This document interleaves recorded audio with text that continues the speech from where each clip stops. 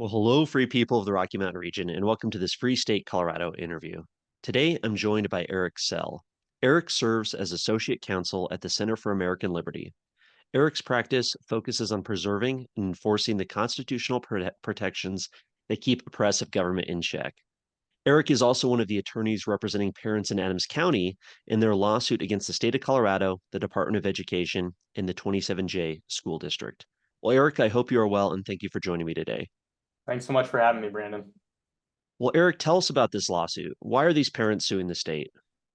Right, so we represent two parents who have two kids in the 27J school district in Colorado.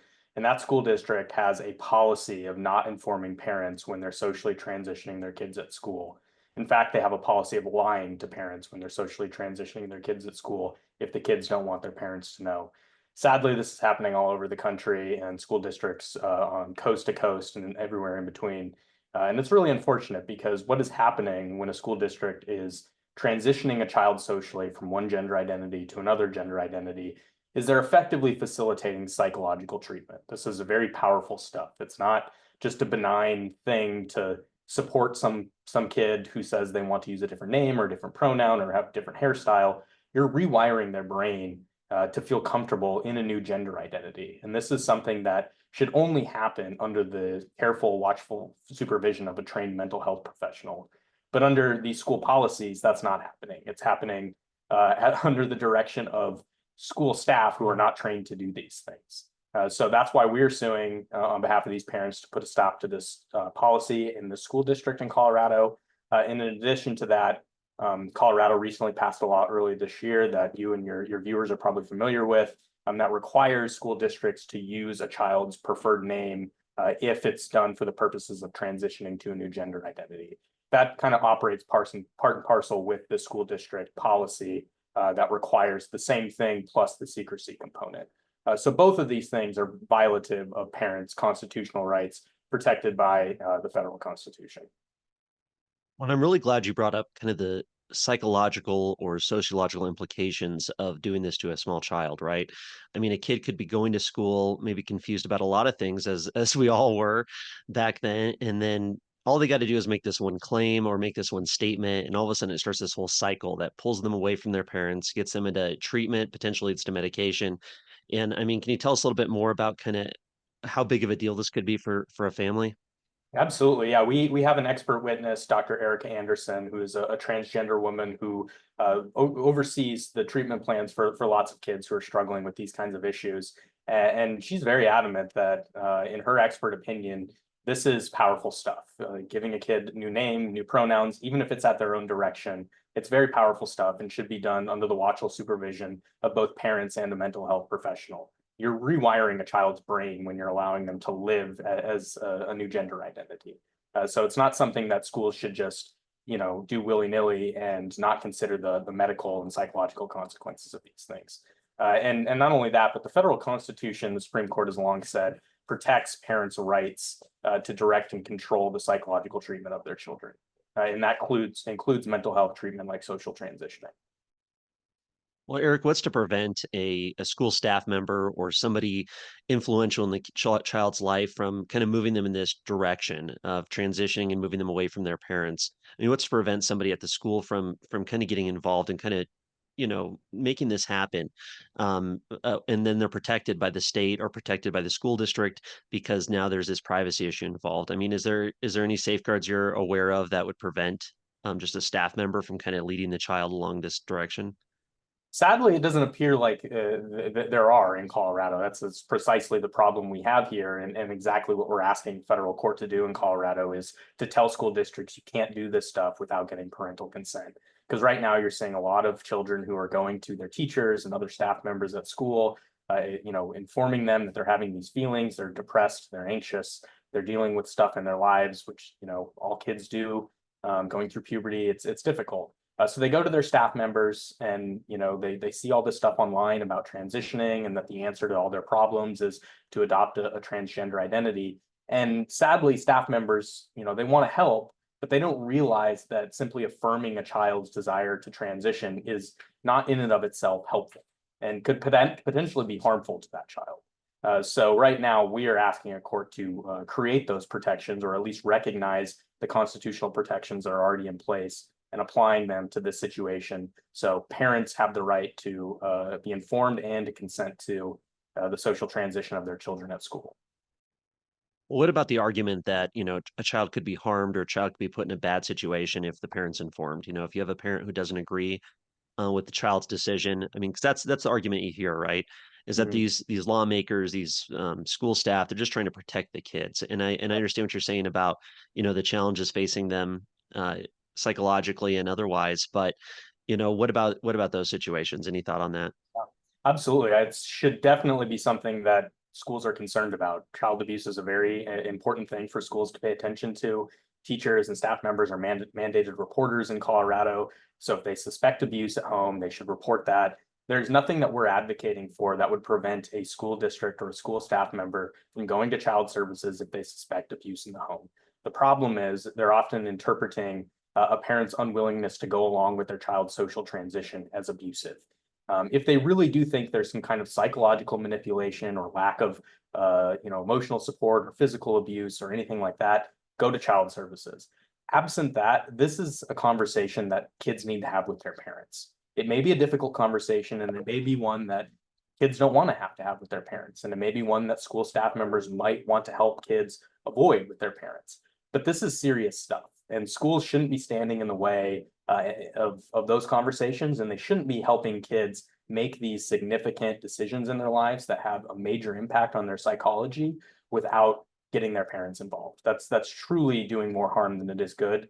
And if, like I said, they suspect abuse, there's a process in place for that. But what we're seeing is, these teachers that aren't really worried about abuse, they just want to help these kids feel comfortable without having to have a difficult conversation with their parents. But that's not a good enough reason to cut parents out of the process.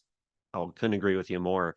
I mean, what's to stop a child who starts the social transition process at school? They get affirmed, they have the school staff kind of helping them and guiding them along this direction to move not just from a social transition, but into actually, this pharmaceutical transition. I mean, as far as you're aware of, is there anything in Colorado that's preventing that from happening from these 12 or 14-year-old kids from, without parental consent, getting on these types of drugs that could have, devastating effects for the rest of their lives? Mhm. It's my understanding the state of the law in Colorado is before a child can actually get prescriptions or surgery or anything like that, do need parental consent. So fortunately, that's not something young kids can do on their own. There may be a certain age limit that's below 18 where some kids might be able to get puberty blockers without parental consent, for example. I'm not sure the state of the law in Colorado on that question specifically. Um, but even though there are those restrictions on kids getting medical care without their parents' consent, what we're seeing is the counselors that kids are talking to without their parents' knowledge are broaching these conversations with these kids, planting these ideas in kids' heads that the next step is breast binders, the next step is potentially surgery or puberty blockers or hormones. You may need your parents' consent to get that, but we'll talk to them and let them know that this is who you are and you need this and it's medically necessary and you might kill yourself if you don't get this. That's all being discussed with kids in the state of Colorado. And indeed, that was discussed with our client's daughter, AD, which is a pseudonym we're using for this lawsuit when she was in high school. The school district facilitated a conversation between her and a transgender therapist over this iMatter portal in the state of Colorado, telemedicine portal. And this transgender therapist discussed all of this medical intervention with our client's daughter without their knowledge or consent. So even though kids can't go out and get these puberty blockers or drugs on their own, these ideas are being planted in their head. And at some point, it is so ingrained in their mentality that they need this stuff that it makes it so much more difficult for parents to have a balanced conversation with them when they do find out and really get to the root problem, the root cause of why they feel this way. Is it really gender dysphoria, or is it autism, or is it ADHD, or is it clinical depression or anxiety because of some past trauma? It's not always gender dysphoria. And sadly, the policies at issue here that we're challenging don't do anything to make the distinction between kids who have gender dysphoria and kids who are just traumatized by something that's happened in their past. Now, Eric, how often do you think this is happening across not just Colorado, but nationwide? I mean, where these kids are getting into this, what's been described as a social contagion of Mhm. this gender dysphoria, where they get online, they get on TikTok, they think all of their problems are going to be solved if they just become the opposite gender. How often do you think this is happening? Happening far too often, far too often. There are all sorts of studies out there that have tried to pin down these numbers. There's no, exact estimate that anyone's really globbed onto as the, best estimate of all of these. But what we do see, all these surveys, is that the numbers are increasing. They're increasing significantly. Just in the last 6 years, we've seen a significant increase. And what we're also seeing is the vast majority of children and adolescents who want to transition to a different gender identity are girls. They're young girls who, you know, for whatever reason, they're uncomfortable in their body. They're not getting the type of support that they need in their social groups, and they're depressed and they're anxious, and they see all this stuff online, and they're like, "That's the answer to my problems. I'm a boy. I need to transition." So sadly, that is becoming more and more common. We're seeing clusters of this happening, in schools where one kid in a friend group identifies as transgender, and then others follow along.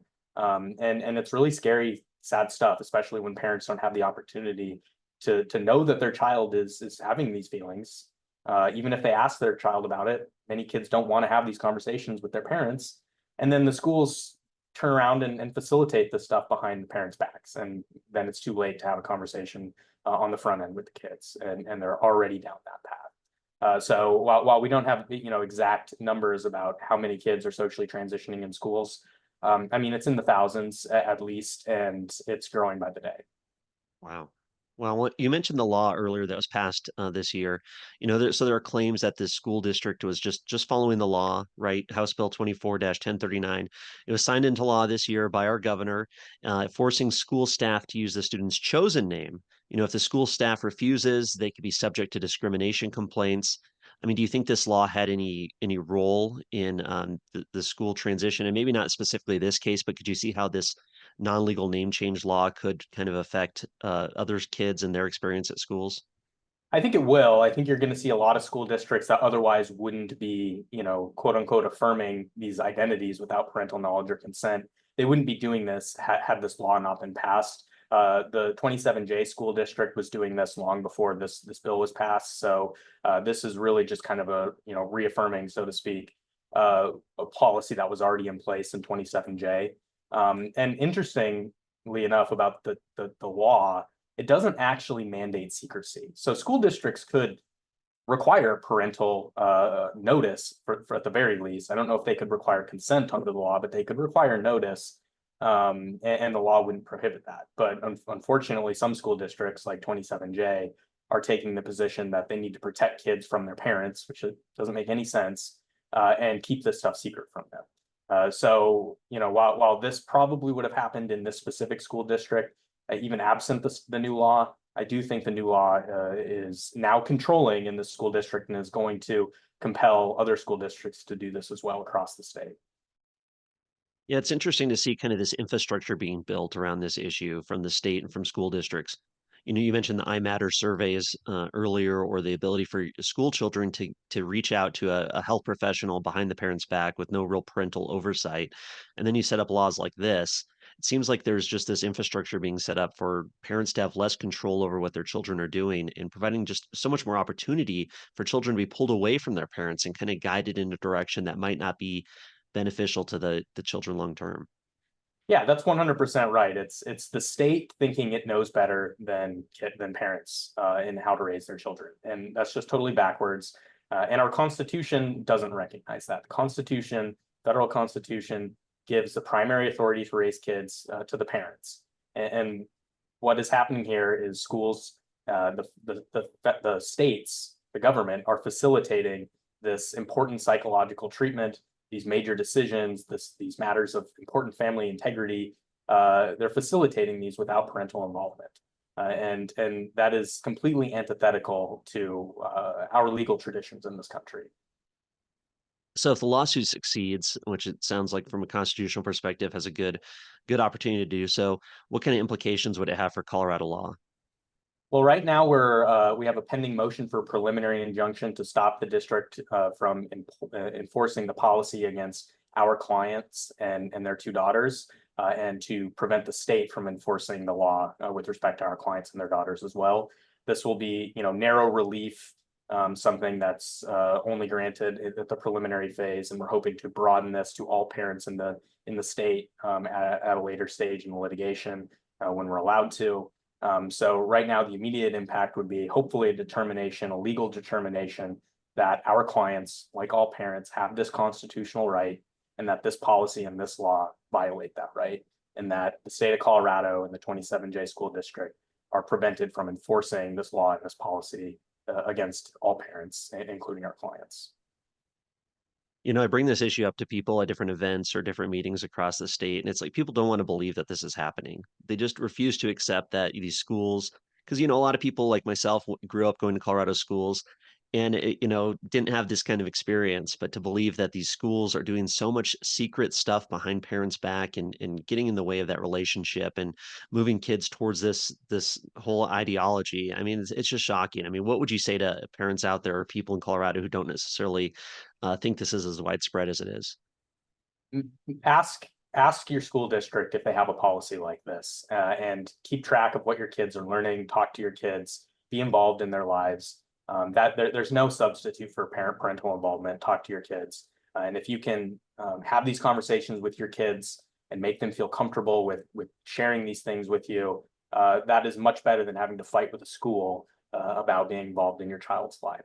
But we understand that kids sometimes don't want to have difficult conversations with their parents. And if that's the case, just be vigilant.